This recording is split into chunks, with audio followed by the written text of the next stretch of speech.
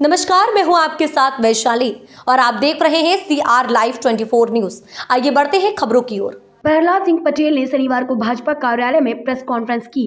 प्रदेश के पंचायत एवं ग्रामीण विकास व श्रम मंत्री और भाजपा के महाकौशल क्लस्टर के प्रभारी प्रहलाद सिंह पटेल ने शनिवार को यहां भाजपा विधानसभा और लोकसभा कोर कमेटी की बैठक ली।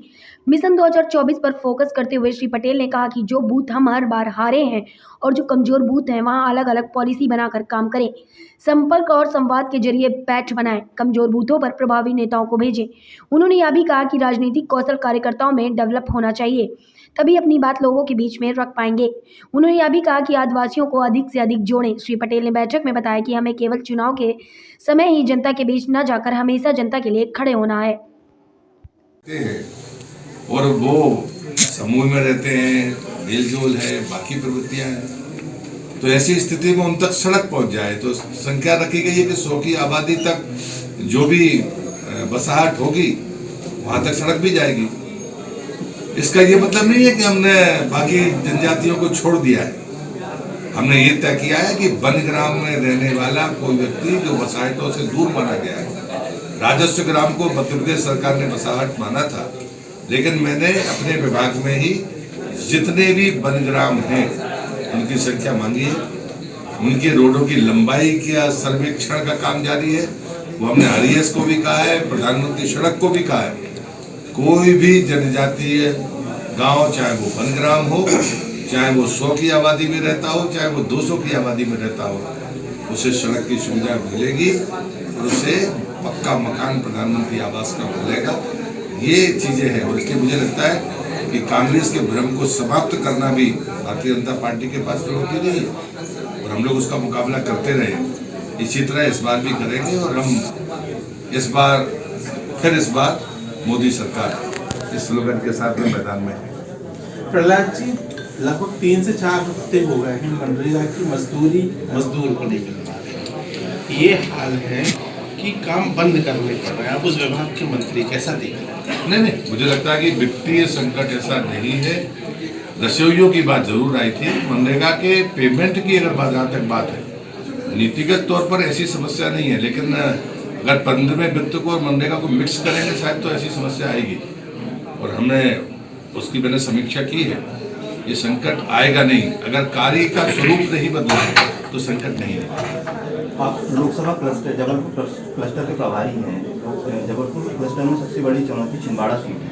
आने वाले चुनाव में कैसे देखते हैं? हम हमेशा चुनौती को गंभीरता से ही लेते हैं और लक्ष्य यही है कि छिंदवाड़ा सहित सारी सीटें जीतें।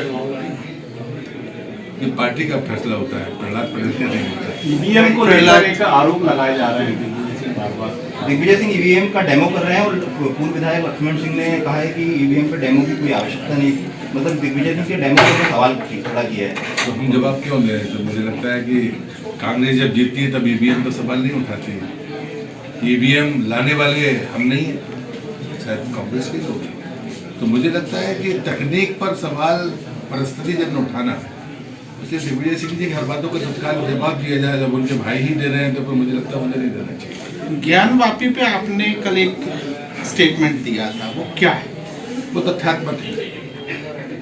ASI भारतीय पुरातत्व सर्वेक्षण विभाग ऐसी संस्था है, मंत्री के नाते जो मेरा अनुभव है, मैं गौरवान्वित होता हूँ कि देश और देश के बाहर जितनी प्रतिष्ठा उस ऑर्गेनाइजेशन की है, वो सिर्फ एक ही काम करता है, इतिहास को इतिहास की तस्वीर से देखता है। वो पुरातत्व संरक्षण का काम भी करता है और पुरातत्व अनुसंधान का काम भी करता है। पत्थरों को देखकर उसकी उम्र बता देना, ये सिर्फ विज्ञान नहीं कर सकता, ASI जैसा संगठन ही कर सकता है। और राम जन्मभूमि हो, ये जितने भी हमारे पुरातत्व के स्थान हो, दक्षिण में भी ऐसे बहुत सारे एग्जीबिशंस हैं जहाँ 8000 साल से ज़्यादा पुराने तथ्य हमारे पास में है।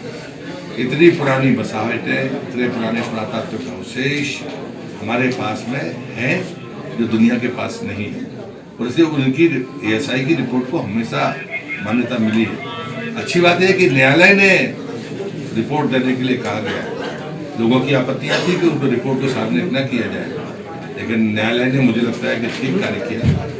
ASI की कोई रिपोर्ट गोपनीय नहीं होती, उसको सार्वजनिक हर साल हम एक वॉल्यूम के रूप में जितने भी एग्जीबिशन होते, विवाद हो या ना हो, ASI का जो भी एग्जीबिशन होता है, जो भी अनुसंधान होता है, उसकी वार्षिक रिपोर्ट निकलती है और वो देश और दुनिया का ज्ञानवर्धन करती है। भारतीय जनता पार्टी की संगठनात्मक गतिविधियां चुनाव के बहुत पहले से प्रारंभ थी। नई व्यवस्था में भी क्लस्टर की जो जिम्मेदारियां हैं उसमें लोकसभा बाद बैठकों का हमारा सिलसिला है। मतदाता सूचियां व्यवस्थित करें, 9 मतदाताओं को प्रोत्साहित किया जाए और साथ ही जो भी गरीब कल्याण की मोदी जी की योजनाएं हैं वो आम घर तक पहुंची हैं और विकसित भारत संकल्प यात्रा ने उसको और संबल दिया है। मोदी जी की सरकार के दो महत्वपूर्ण पहल, पहला है पारदर्शी प्रशासन, जिसने आप सबको भी बहुत रिलीफ दिया है और जो बीच में जो ले लेते थे वो तमाम चीजें आज आम जरूरतों को सीधे पहुंचना। और दूसरा है कि सरकार पहली बार गांव में वापस गई कि केंद्रीय योजनाओं का लाभ जिसको नहीं मिला उन तमाम लोगों को एक बार फिर से पंजीबद्ध किया जाए। यदि कोई पात्र है तो उसे तत्काल उसी दिन उसका लाभ मिला है, ये ऐतिहासिक फैसला है। और जो लोग पात्र नहीं हैं, सीमा के भीतर नहीं आए, उनके आवेदनों को बाकायदा दिया गया है, उनको सूचीबद्ध किया गया है। और यदि कोई त्रुटियां रह गई हैं, जैसे उदाहरण के लिए मैं एक बात जरूर कहूँगा कि आयुष्मान कार्ड वो 2011 के सेंसस के आधार पर मिलता है और 2021 का सेंसस अभी सामने नहीं आया, तो उस कारण से अगर वो गतिरोध है तो उनको बाकायदा बताया जाता है, लेकिन उनका आवेदन दिया जाता है। इसलिए नीति के तहत जिनको लाभ मिल रहा है उन जरूरतमंदों को लाभ मिल जाए और जो शेष बचे हैं उनके बारे में योजना बने।